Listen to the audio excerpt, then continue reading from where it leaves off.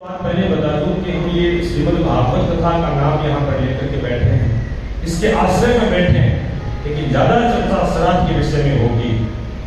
भागवत ब्राह्मण कर रहे हैं और हम भी जितना होगी उतना करेंगे, लेकिन ज्यादा हम चर्चा श्राद्ध के ऊपर करेंगे। पितृमेलन किसे कहते हैं? किसी प्राणी की मृत्यु होती है, ध्यान दीजिएगा, किसी प्राणी की मृत्यु होती है जब तक उसका सपेंडन नहीं होता। सपेंडन किसको कहते हैं? बाहर वेदिक जो हम क्रिया करते हैं, तो जब तक सपेंडन नहीं होता तब तक उस जीव को प्रेत की संज्ञा में माना जाता है। उसको जो भी पिंडदान करते हैं, अमुक गोत्र है, अमुक प्रेत है, ये वाला गोत्र है और ये वाला प्रेत है। 12 दिन तक सपेंडन से पहले जितने भी श्राद्ध पिंडदान करते हैं, मृत्यु के उपरांत में, चाहे वो 10 गात्र श्राद्ध हो या नारायण बलि जो का काम हो, उसमें उस जीव को प्रेत की संज्ञा दी जाती है। ध्यान दीजिएगा, ऐसा नहीं होना चाहिए इस कान से सुना, इस कान से निकाल दिया। मैं आपको समझा रहा हूं तो कुछ न कुछ आप उस दिमाग में बैठाओ उस बात को। ये जो कार्य हर मानव के जीवन में घटित होते हैं, इसलिए बता रहा हूं, लेकिन जो बात हमारे जीवन में काम की नहीं है उसको बताने में कोई मतलब नहीं है। ये बातें आप सभी के जीवन में बहुत काम आएगी, लेकिन काम आएगी आप याद रखेंगे तो आएगी ना, उसलिए ध्यान रखो।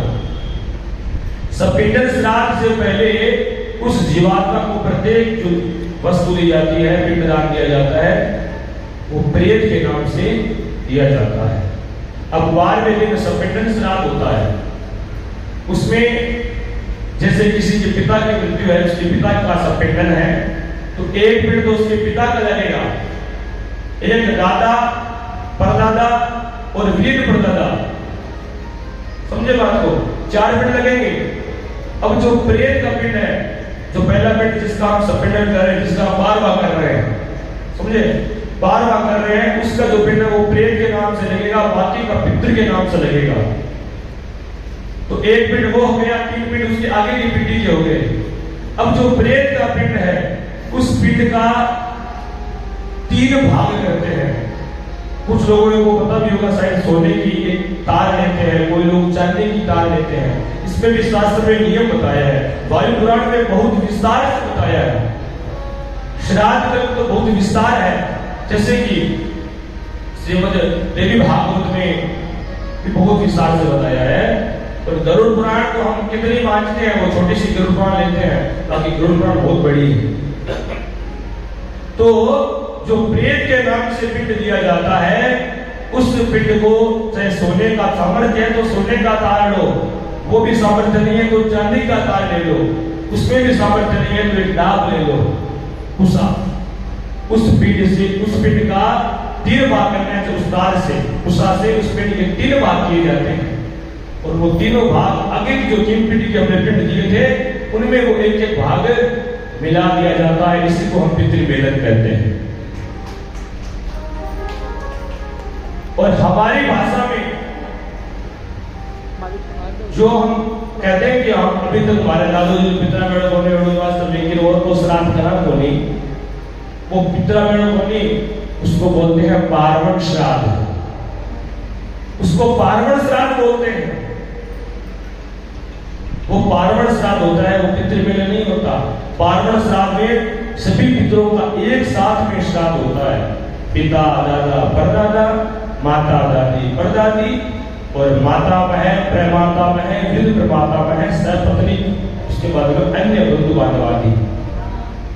ये पार्वण की विधि है। तो जब सपेंडन हो जाता है 12वें दिन, उसके बाद में जो वो पूर्वजों का दिन आता है ना, उस दिन कुछ न कुछ अवश्य किया करो। ऐसा भावना लेकर के मत बैठो कि उसका अभी तक पितृमेलन हुआ नहीं है, इसलिए हम श्राद्ध नहीं करेंगे। श्राद्ध छूटना नहीं चाहिए। अरे कुछ न कुछ गाय को भी खिला दो, तो ब्राह्मण को भोजन करवा दो। अब हम किसी, अब देखो इसमें क्या होता है, जब तक पूरी संतुष्टि नहीं होती है ना, तब तो वो मतलब भ्रमित होकर के घूमता है। तो उसको जवाब क्या करता है, बोले काम करो, कागोल मत डालो, जो कोंक डालते हैं और वो मत डालो, स्वान को मत डालो, बाकी करो, है? कोंक को मत डालो, स्वान को मत डालो, बाकी सब कुछ करो। तो वो क्या है, वो श्राद्ध हुआ है, ठीक है। उनकी संतुष्टि के लिए उनको बता दिया जाता है गौओं को मत डालो, कुत्ते को मत डालो, लेकिन बाकी सब करो। तो श्राद्ध हो गया ना। मैं कहता हूँ यदि ब्राह्मण को भोजन भी करा दे तो श्राद्ध हो गया। इसलिए इन पितृ मिलन के चक्कर में श्राद्ध को छोड़ो मत, उनके निमित्त कुछ न कुछ अवश्य करो। बोलिए पितृजी महाराज की। पितृ जब प्रसन्न होते हैं तो पूत भी देते हैं, तो धन भी देते हैं, तो श्रद्धा भी देते हैं। इसलिए आइए हम एक बार अपने पूर्वजों को याद करें, अपने पितरों के चरणों में प्रणाम करें, बार-बार ये प्रार्थना करें कि बोले हे पूर्वजों, हे पितृसरों, आज तक हमसे जो भी अपराध हुआ है इस गया की पावन भूमि में बैठ करके हम क्षमा याचना करते हैं। हमारे अपराध को क्षमा करो और हमारे कुल के ऊपर, हमारे वंश के ऊपर अपना आशीर्वाद प्रदान करो।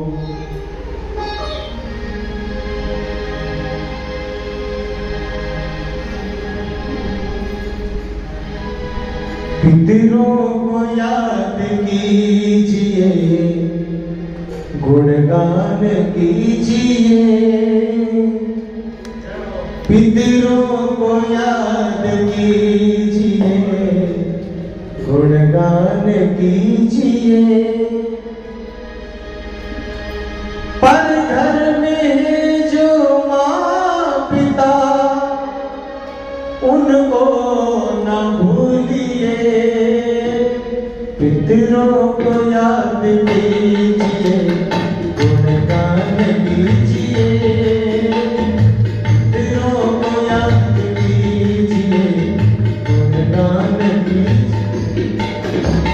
घर में जो माँ पिता उनको न भूलिए।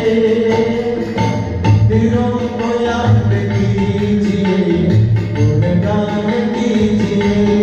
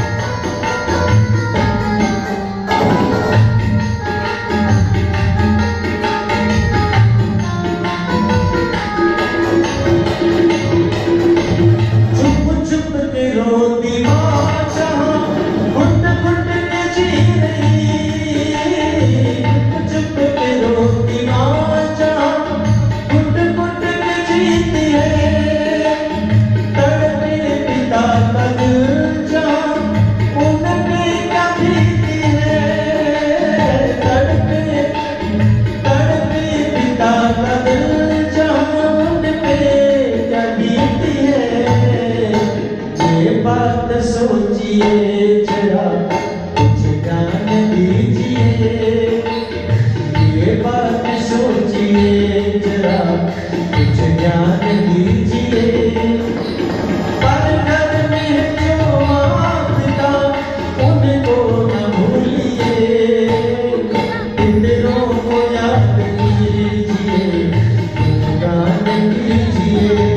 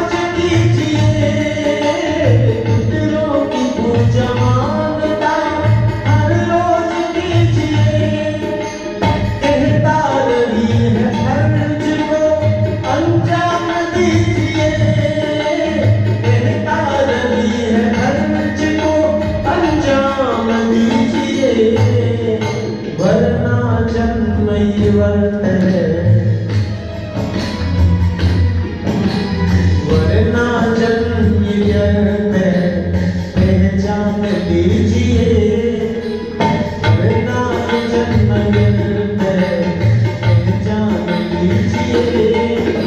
घर में जो माँ पिता उनको न भूलिए। घर में जो माँ पिता उनको न भूलिए। पितरों को याद कीजिए, गुणगान कीजिए। पितरों को याद कीजिए, गुणगान कीजिए। घर में जो माँ पिता उनको न भूलिए। पितरों को याद कीजिए, गुणगान कीजिए। पितरों को याद कीजिए, गुणगान कीजिए। गुणगान कीजिए, गुणगान कीजिए। बोले पितर जी महाराज की जय। ये भजन क्या संदेश देता है? पितरों को याद कीजिए, गुणगान कीजिए। लेकिन मैंने आपको पहले दिन एक बात बताई, जीव तो वाक्य करना, वही तो ये भजन कह रहे हैं, वही शास्त्र पुराण कह रहे हैं। बड़े सुंदर भजन था, बड़ा सुंदर इसमें भाव था। मैंने भी आपको कहा कि जीव तो वाक्य करना, क्षया है बुरी भोजना।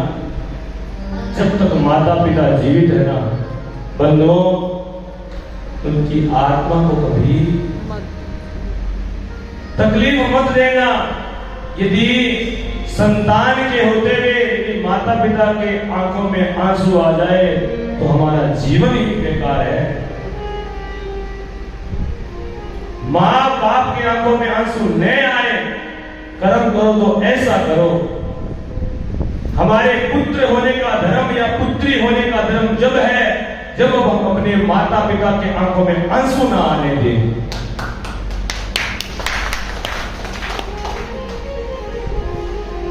चाहे कितने भी पढ़ लो, चाहे कितने भी लिख लो, चाहे शिक्षित हो जाओ, नहीं भी होगे तो चलेगा, लेकिन माता पिता की आंखों में, हमारी वजह से हमारे माता पिता की आंखों में कभी आंसू नहीं आने चाहिए।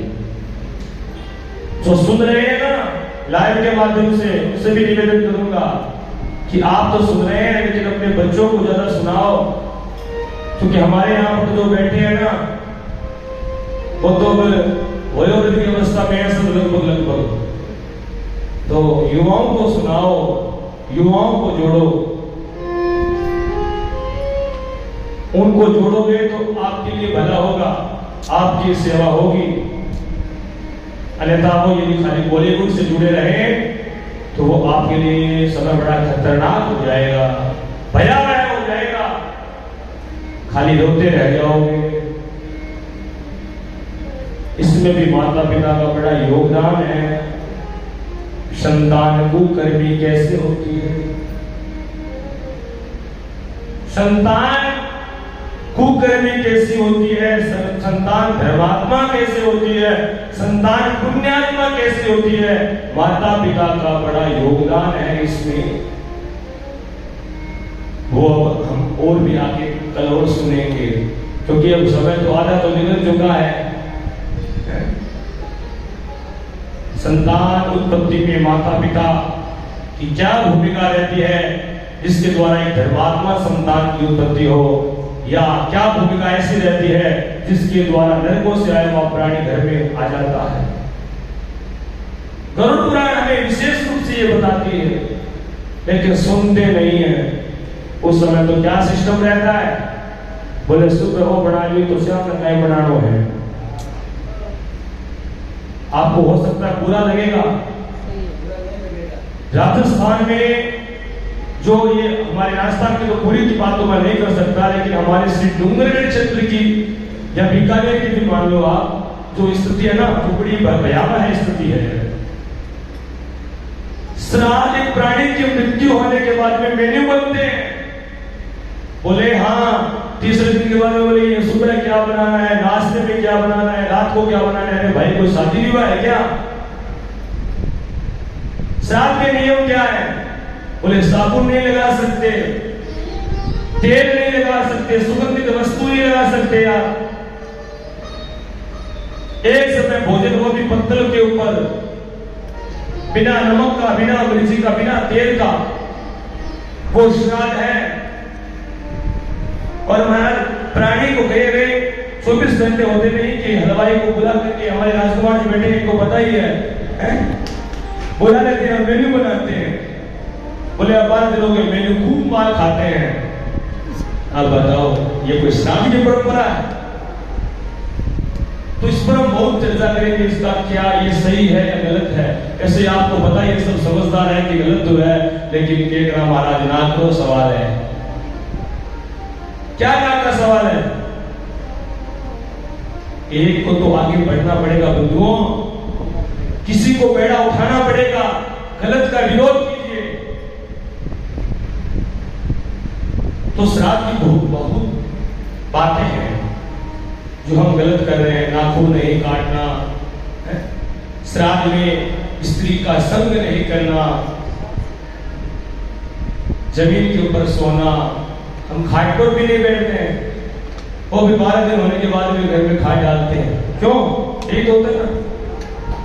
बहुत नियम है, जो पकवान बना करके नित्य खाते हैं ना, ये श्राद्ध में कहीं नहीं है। ये तो आपके, अब बताओ, वो प्राणी तो यातना को प्रस्थान कर रहा है और खूब एकदम माल चकाचक माल पा रहे हैं, क्या उनको तकलीफ नहीं होगी? तो बहुत लंबी कथा है। कल सूत जी महाराज से सोनिका की 88,000 ऋषियों ने प्रश्न किया कि जीव का परम लक्ष्य क्या है? भाई जीवन का परम लक्ष्य क्या है? बोले मनुष्य बन जाना, अच्छे घर में पैदा हो जाना, खूब चकाचक माल खाना, बड़ा आनंद लेना, विषयों का भोग करना, क्या यही जीव का लक्ष्य है? बताइए, जीव का लक्ष्य यही है क्या? तो क्या है? मैं अब आपके मुंह से सुनूंगा कि जीव का लक्ष्य क्या है।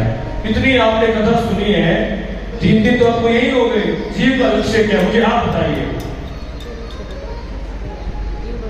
बहुत सारा धन एकत्रित कर लेना, ये क्या है? बहुत सारा धन इकट्ठा कर लेना, अरबपति करोड़पति बन जाना, ये जीव का लक्ष्य है? उद्देश्य यही है क्या? तो बहुत सारी संतान पैदा कर लेना, ये क्या है? बहुत सारे वस्त्र एकत्रित कर लेना, बड़ा है 5-7 लोग जो बैंक में ले लेना, उनमें सोना भर लेना, ये जीव का लक्ष्य है? क्या है आखिर जीव का लक्ष्य? बंधुओं, क्या है जीव का लक्ष्य? बताओ। उस परम तत्व को पाना ही जीव का सबसे बड़ा लक्ष्य है, वही उद्देश्य है। उसको जानना, उस ब्रह्म को जानना, उस परमात्मा को जानना ही जीव का सबसे बड़ा लक्ष्य है, वही सबसे बड़ा उद्देश्य है। पर वो उद्देश्य हम भूल जाते हैं। आते तो उस उद्देश्य को ग्रहण करने के लिए है, मनुष्य बनते भी उसी के लिए है, लेकिन यहां मनुष्य बनने के बाद में टारगेट कुछ और हो जाता है। हाँ, विषय भोग में इतना रत हो जाता है प्राणी कि सब कुछ भूल जाता है। उद्देश्य क्या है?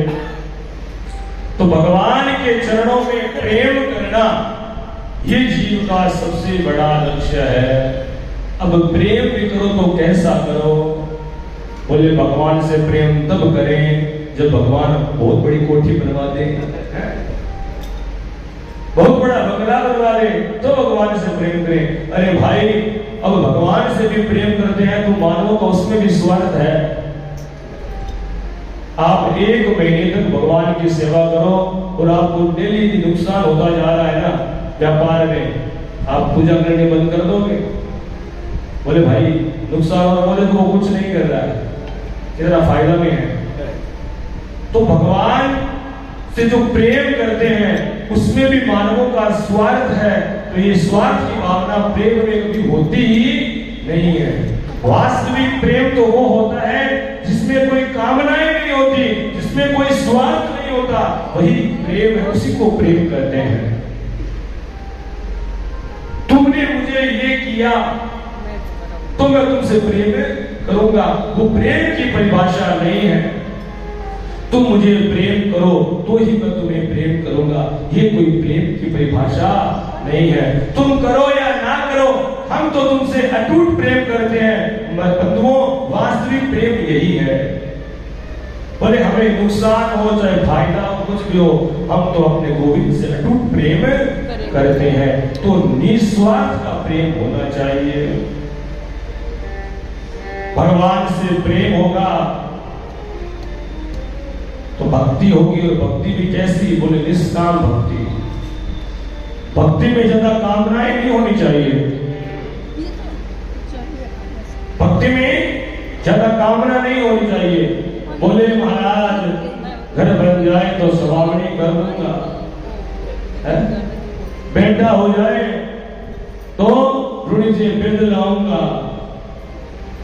ये नहीं होना चाहिए। मैं तो रुणी से पैदल आऊंगा चाहे बेटा हो या ना हो, वो भावना होनी चाहिए। इसलिए अपनी भक्ति को कामनाओं से मत जोड़िए। जीव का परम लक्ष्य है भगवान से प्रेम करना।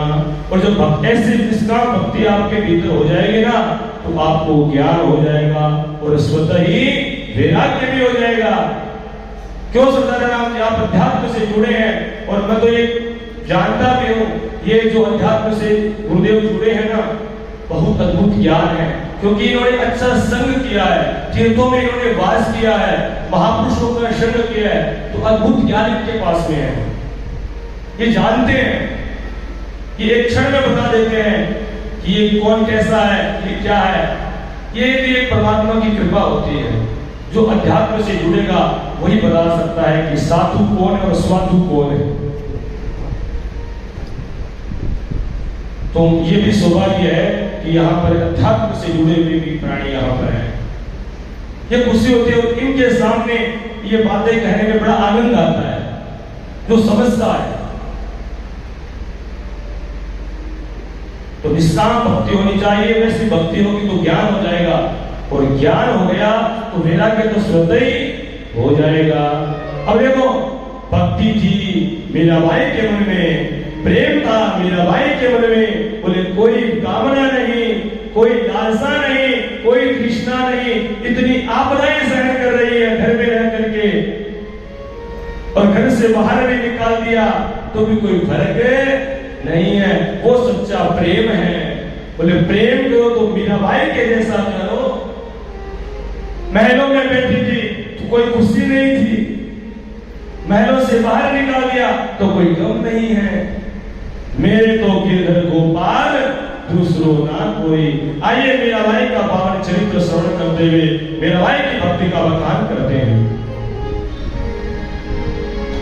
अपने पिया की मीरा बनी रे जोगनिया, अपने पिया की मीरा बनी रे जोगनिया। आओ पधारो नटवर नागरिया, ओ नटवर नागरिया। मीरा बनी रे जोगनिया, अपने पिया की मीरा बनी रे जोगनिया। आओ पधारो नटवर नागरिया, ओ नटवर नागरिया। मीरा बनी रे जोगनिया, अपने पिया की मीरा बनी रे जोगनिया।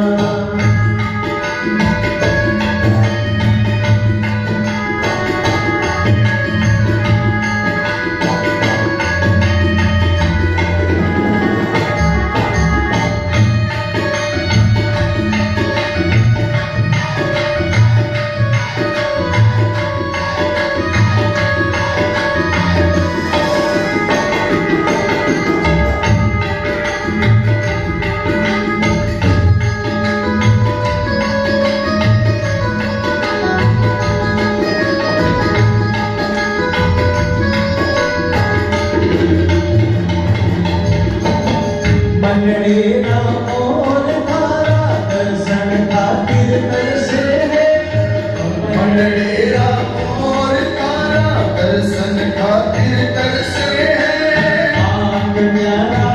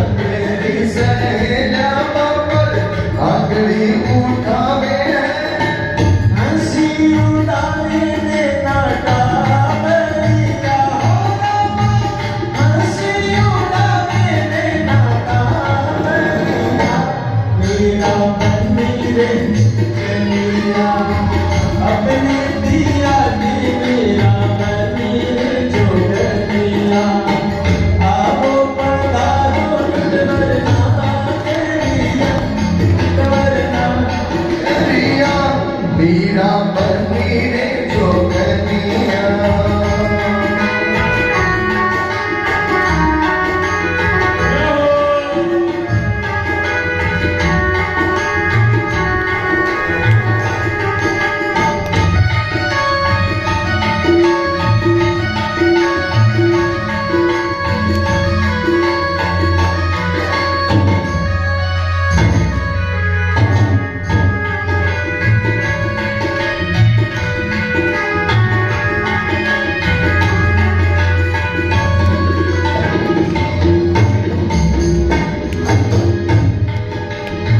चाहे जितना दुख दे ले, चाहे तू परख ले, चाहे तेरा दुख दिले, चाहे तू परख ले। एक बात हमारी दाना कान खोल सुन ले, एक बात हमारी गाना कान खोल सुन ले। एक बात हमारी दाना कान खोल सुन ले, एक बात हमारी गाना कान खोल सुन ले। तू है मोहन में तेरी जोगनिया हो, तू है मोहन में तेरी जोगनिया, ओ मेरा मंदिर जोगनिया, अपने पिया जोगनिया। अपने पिया की मीरा बनी रे जोगनिया।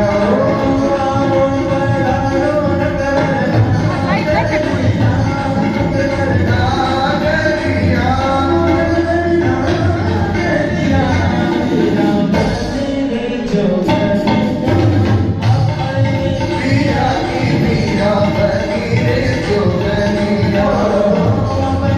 पिया की मीरा बनी रे जोगनिया। अपने पिया की मीरा बनी रे जोगनिया।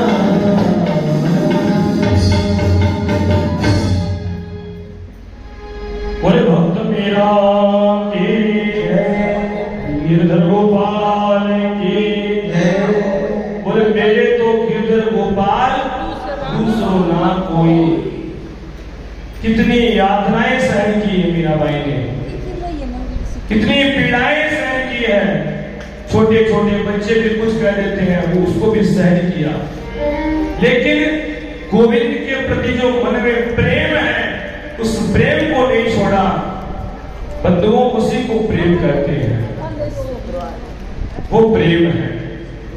थोड़ा सा कोई टकराव हुआ, बोले तू थारो और मैं मारो, वो कोई प्रेम है?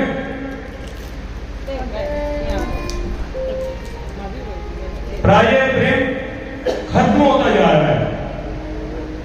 भाई भाई में प्रेम नहीं है, पति पत्नी में प्रेम नहीं है। बोले पति पत्नी में प्रेम तभी है जब तक पति खूब कमा कमा करके ला रहा है।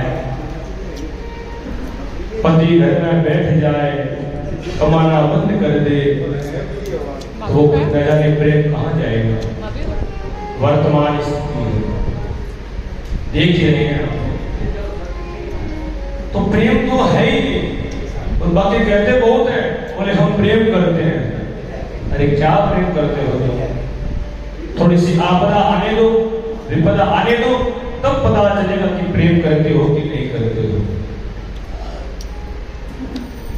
तो प्रेम करो भगवान से, उस तत्व को जानो।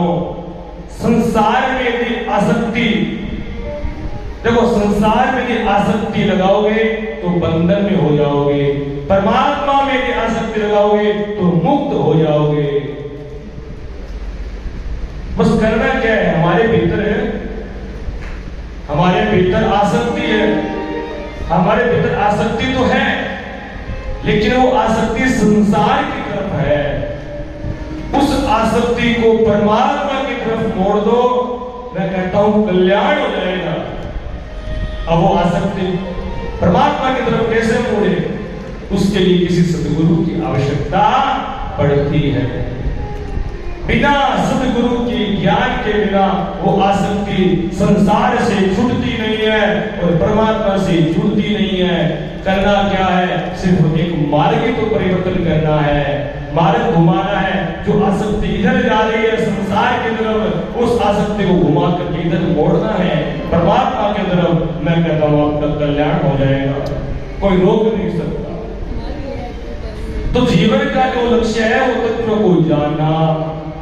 अब कुछ बंदों के मन में ये प्रश्न आता होगा कि ये तत्व क्या है? आ रहा है कि नहीं आ रहा? जीवन में उस तत्व को जानना, परम तत्व को जानना जीव का सबसे बड़ा उद्देश्य है। तो आपके मन में ये शंका नहीं होने की वो तत्व क्या है?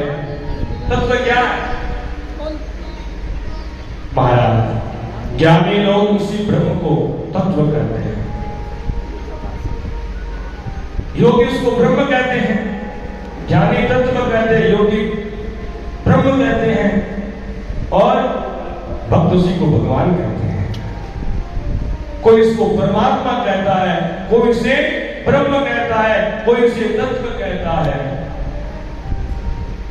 बोले जब वो तत्व है तो उस तत्व को जाने, कैसे जानेंगे उस तत्व को? तत्व को जानेंगे कैसे? यदि सीधी सी बात है, ये बिजली है। देखो, परमात्मा का स्वरूप निर्गुण निराकार भी है और योगी लोग उसी में उनका ध्यान करते हैं। लेकिन हर कोई निर्गुण निराकार, तो देखो अब सगुण साकार है तो भी दुनिया मानने को तैयार नहीं है, और निर्गुण निराकार वाली बात है तो कौन मानेगा? तो परमात्मा निर्गुण निराकार है, लेकिन हम सभी को जानने के लिए, हम सभी की कल्याण करने के लिए, हमारी भावनाओं में भक्ति भरने के लिए परमात्मा सगुण साकार रूप में भी आता है। ध्यान दीजिएगा, जैसे कि ये बिजली पहले इस संसार में व्यापक थी बिजली। बिजली संसार में पहले भी व्यापक थी, कोई जानता नहीं था। फिर वैज्ञानिकों ने यांत्रिक पद्धतियों के द्वारा बिजली को उत्पन्न किया तो बिजली प्रकट हो गई, व्यापक जो बिजली है वो प्रकट हो गई, लेकिन दिखाई नहीं दे रही है। तो अब बिजली क्या है? बिजली है, तारों में चल रही है। तो क्या हुई बिजली? सगुण निराकार हो गई। उसमें गुण तो है लेकिन आकार नहीं है, बिजली दिख नहीं रही है। वो गुण तो है, सगुण निराकार है बिजली। उसके बाद में क्या हुआ? उसी बिजली को किसी पंखे से जोड़ दिया तो पंखा घूमने लगा, तो वही बिजली सगुण और साकार रूप में आ गई। वही बिजली जब लाइट में जुड़ जाती है तो लाइट जल जाती है, तो वो बिजली जो निर्गुण निराकार थी वो सगुण साकार हो गई। तो जब सगुण साकार हुई तो सामान्य हम लोगों ने उस बिजली को जाना है कि ये बिजली है। तो बिजली तो पहले भी थी, लेकिन उस निर्गुण निराकार को कौन जानता? जब बिजली सगुण साकार रूप में परिवर्तित हुई तो हमने उसको जाना है। तो उस ब्रह्म को, उस तत्व को हर कोई नहीं जानता, कोई जानता है। लेकिन यदि भगवान कृष्ण के रूप में आए, राम के रूप में आए, माना ना, बात समझ में आ रही है आपको? वही निर्गुण निराकार है, लेकिन वही सगुण साकार में आए, राम के रूप में आए, कृष्ण के रूप में आए, नृसिंह के रूप में आए, अनेक अवतार भगवान ने धारण किए। तो हमने जाना कि ये भगवान है, क्योंकि भगवान तो पहले भी थे और आज भी हैं और आगे भी रहेंगे। ये संसार चल रहा है तो कोई चलाने वाला तो है ही। ये 4-5 जो स्पीकर, 5-6 स्पीकर लगे हैं, ये भी बिना ऑपरेटर के नहीं चल रहे हैं। इसमें भी ऑपरेटर हमारे श्री धाम वृंदावन से आए हैं। ये भी देखो कितना सुंदर ये साउंड है, साउंड की सब प्रशंसा कर रहे हैं। हमें सबसे बड़ा मतलब सेंसे इसी बात पर था कि जो हमेशा जो साउंड रहता है वो वहां पर साउंड नहीं मिलेगा तो कैसे हम कथा करेंगे। लेकिन बड़ा अद्भुत ये साउंड लगा है और भैया वृंदावन से आए हैं, बहुत बहुत साधुवाद है इनका भी। और ये भी कोई मतलब गदाधर की कृपा ही है, हर कार्य में गदाधर की कृपा हुई है। कैसे बताऊं? अभी आप जानते हो कि हमारे अग्रज भ्राता है, ज्येष्ठ भ्राता है श्री चिन्मयानंद जी बापू जी महाराज, जिनकी संस्कार आस्था पर बड़ी बड़ी लाइव कथा आती है, तो उन्हीं के साथ भी हमेशा काम कर रहे हैं। उनकी कथा को छोड़ करके यहाँ पर आए हैं, तो कोई मैं ज्यादा पैसा थोड़ी दूंगा, ये भी प्रेम है। तो एक से बढ़कर के एक कलाकार यहाँ पर आए हैं। अब चाचा जी बैठे हैं यहाँ पर, 1 मिनट का इनको समय नहीं मिलता है। भाई पूरे श्री डूंगरगढ़ में एक हमारे दादाजी का जो एक छत्र जो काम किया हुआ है, बड़ा वृक्ष लगाया हुआ है, तो हम सभी वंशज तो उसी वृक्ष के फल तोड़ तोड़ करके खा रहे हैं। तो 1 मिनट का समय नहीं है, लेकिन फिर भी इस दास पर, इस नादान पर कृपा करने के लिए वो भी हमारे साथ में आए हैं। तो एक हिम्मत बन करके आए हैं। तो जो मुझे भी लगता है कि मेरे चाचा जी बैठे तो मुझे इस बात की चिंता नहीं, एक अपनत्व होता है। तो जब सब कुछ अच्छा होता है ना, तो ऐसा मानो कि परमात्मा की कृपा ही बरस रही है। बोलो राधे राधे। तो वही उस तत्व को जानना जीव का परम लक्ष्य है। वो तत्व कौन है? बोले भगवान ही मान लो, चाहे परमात्मा मान लो। अब भाई किसी का मन राम जी के चरणों में लगता है, तो किसी का श्याम जी के चरणों में लगता है, किसी का देवी के चरणों में लगता है, और किसी का भोले बाबा के चरणों में लगता है। मूलतः है तो एक ही, लेकिन अब देखो बिजली है एक ही, बिजली एक ही है, कोई अलग अलग थोड़ी है। लेकिन वही बिजली एसी चला रही है, ठंडा कर रही है, वही बिजली हीटर चला रही है, गर्म कर रही है, वही बिजली पंखा चला रही है, हवा दे रही है, वही बिजली साउंड में लगी है तो आवाज को तेज कर रही है। बिजली तो एक ही है।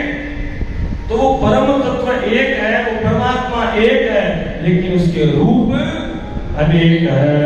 हरे व्यापक सर्वत्र समाना, हरे व्यापक सर्वत्र समाना, हरे व्यापक सर्वत्र समाना, हरे व्यापक सर्वत्र समाना। प्रेम प्रकट होई नहीं जाना,